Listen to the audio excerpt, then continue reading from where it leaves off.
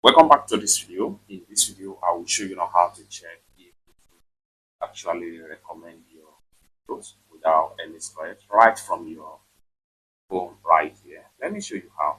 Very first thing you want to do is to make sure you download and install YouTube app from Play Store. If you are using Android phone, just go ahead and go to your Play Store and then make sure you click on search right here.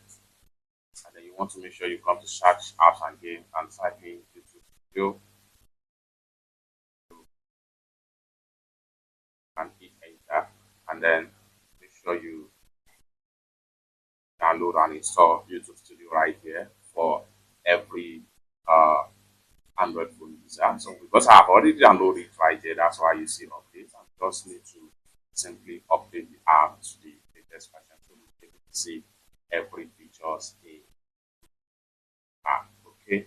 And then after a successful download or update your YouTube Studio app, and the next thing you want to do is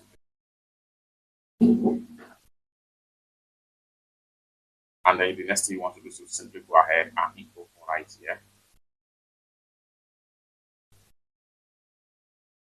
That's right. So next thing you want to do is to go ahead and click on analytics right here.